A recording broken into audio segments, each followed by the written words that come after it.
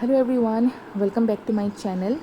Editorial analysis के series में आपका स्वागत है। आज हम लोग करने वाले हैं 12 जून का जो एडिटोरियल सीरीज़ है उसका।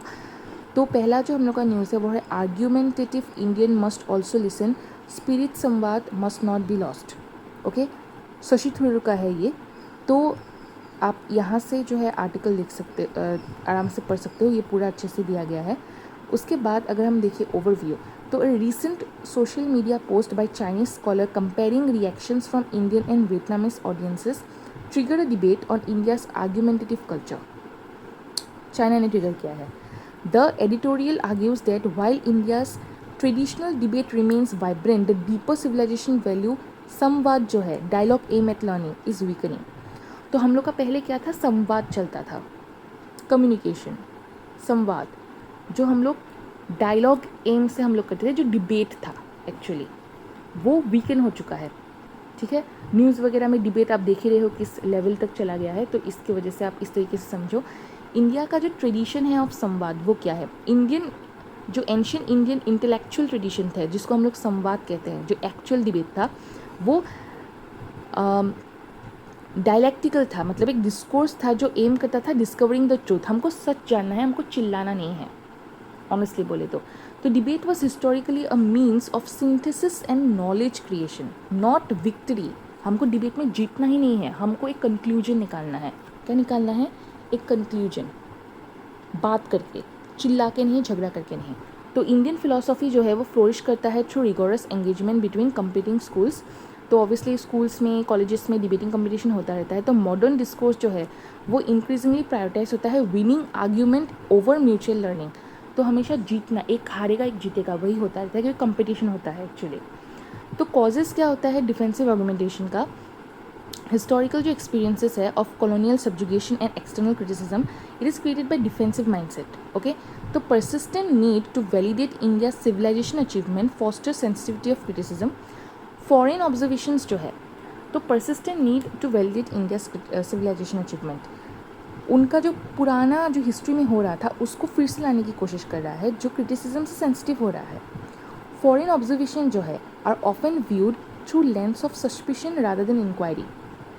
ओके, तो critics are frequently interpreted as attacks on national identity and prestige. तो हम कुछ बात कर ही नहीं सकते, डायरेक्टली क्रिटिक्स आ जाएंगे अपना ओपिनियन देने के लिए, तो ये प्रॉब्लमेटिक होता है। तो from ego to inside the architecture productive discourse, तो हमको ईगो में नहीं जाना, ईगो जो है इसको साइड में रख के हमको नॉलेज में जाना है, राइट, इसको जाना है। तो यही करने के लिए तैयार नहीं है। तो अगर आप पोस्टर को अच्छे से देखो, चैलेंजेस ऑफ कम्बैटिव डिस्कोर्स क्या होता है and the value of strategic learning क्या होता है, दोनों का दिखाया गया है अच्छे से, इसको पॉज करके पढ़ना। फिर है आपका रिवाइविंग द स्पिरिट ऑफ संवाद, संवाद को फिर से लाने की कोशिश करने की बात की है। Debate should be viewed as a process of knowledge creation rather than point scoring, कि हमको पॉइंट चाहिए, अगर हम ये वाला लाइन मारेंगे तो हम जीत जाएंगे, ये नहीं। हमको नॉलेज क्रिएशन के लिए हम लोग डिबेट कर रहे हैं। इंटेलेक्चुअल ह्यूमिलिटी जो है is essential for innovation and problem solving. Openness to alternative perspective enhances diplomatic and economic strategic effectiveness. India's rise as a global power requires combining civilizational confidence with receptivity to new ideas.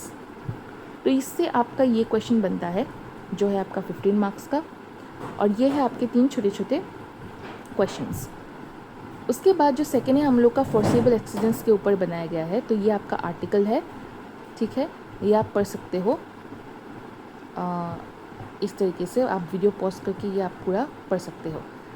उसके बाद overview देख लेते हैं एक बार। तो recent जो industrial accidents हैं इन सूरत and Visakhapatnam है reignited concern about workplace safety in India. तो सूरत और विशाखापट्टनम का एक्सीडेंट सभी को पता होगा।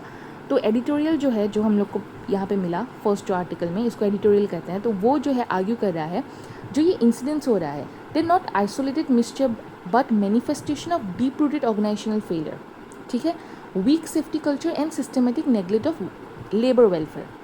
तो अगर आप इस पोस्टर को देखोगे तो इसमें बहुत सुंदर से word wise the pattern of negligence क्या है और high risk of hazard profile, ये अच्छे से लिखा हुआ है।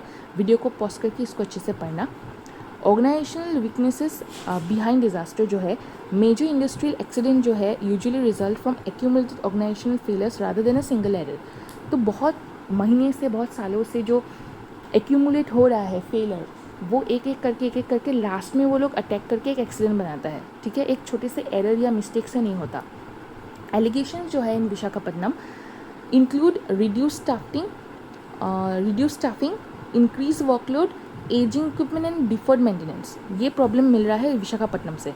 Financial stress and disinvestment जो रिलेटेड कंस्ट्रेंट है वो क्या करता है, इन्वेस्टमेंट को काफ़ी वीकन करता है और सेफ्टी इंफ्रास्ट्रक्चर को वीकन कर देता है।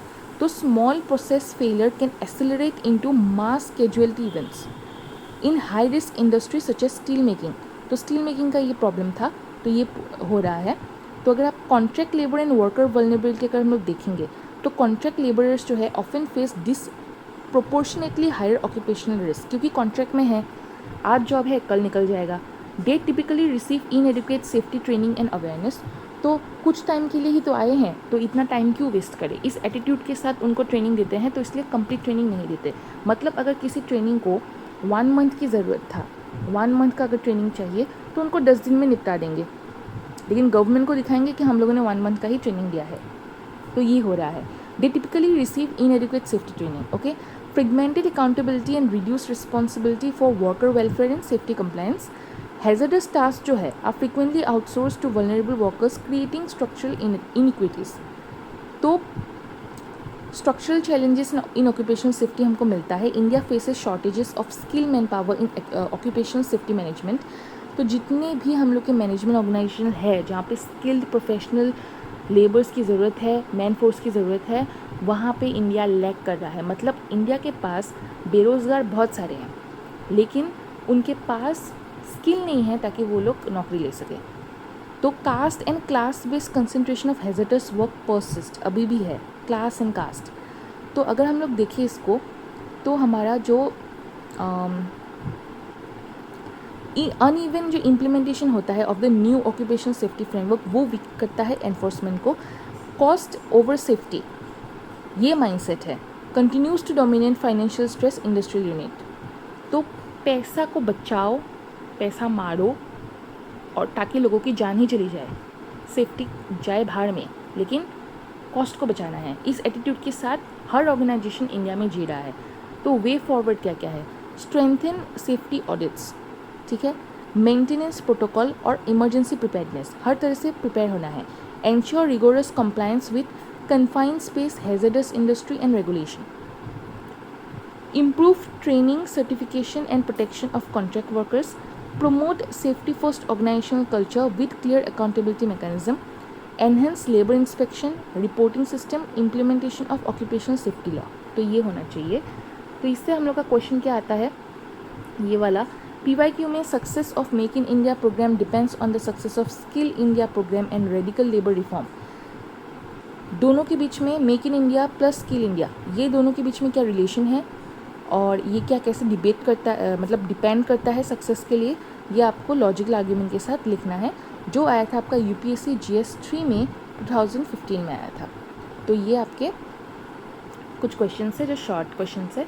तो आज के लिए इतना ही, मिलते हैं नेक्स्ट सेशन में।